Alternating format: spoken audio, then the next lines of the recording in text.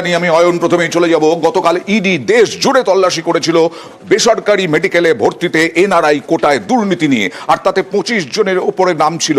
সেইখানে 500 জন কেঁচো খুঁড়তে কেউটে ইডির এই তল্লাশিতে 500 জন পড়ুয়া, তাদের ওপরে নজর ইডির।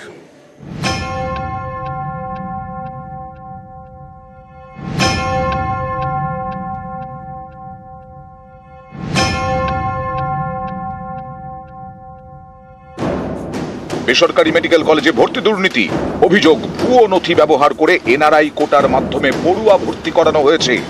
টাকার বিনিময়ে যোগ্যদের বঞ্চিত করে অযোগ্যদের জায়গা দেওয়া হয়েছে বলে অভিযোগ। সেই তদন্তে নেমে মঙ্গলবার দেশের বিভিন্ন বেসরকারি মেডিকেল কলেজে হানা দেয় ইডি। কলকাতা, বজবজ, হলদিয়া, বোলপুর, এ রাজ্যেও নানা জায়গায় চলে ইডির তল্লাশি। ইডির সেই তদন্তে যেন কেঁচো খুঁড়তে কেউটে।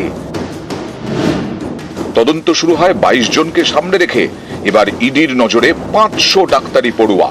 এদের প্রত্যেকের সম্পর্কে নথি ও তথ্য সংগ্রহ করেছে ইডি। দেশ জুড়ে 3500 পাতার বেশি নথি বাজেয়াপ্ত করেছেন তদন্তকারীরা।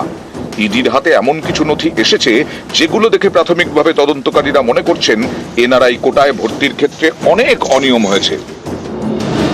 এক্ষেত্রে কতজন বেআইনিভাবে ভর্তি হয়েছিলেন তার একটি তালিকা তৈরি করছে ইডি।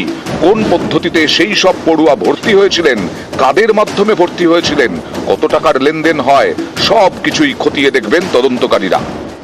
দেশ জুড়ে দুর্নীতি চক্র সক্রিয়, তাতে হয়তো সাধারণ মানুষের মধ্যে সরাসরি কোনো প্রভাব পড়বে না, কিন্তু আতঙ্ক অন্য জায়গায়। যে 500 জন ডাক্তার দেশের বিভিন্ন প্রান্তে চিকিৎসা করবে, তাদের যোগ্যতা নিয়ে প্রশ্ন উঠছে, কারণ তারা জালিয়াতি করে ডাক্তারিতে ভর্তি হয়েছিল। ফলে যোগ্যতা নিয়ে প্রশ্ন থেকেই যাচ্ছে। অনুপ চক্রবর্তী, নিউজ 18 বাংলা, কলকাতা। আবাসের টাকা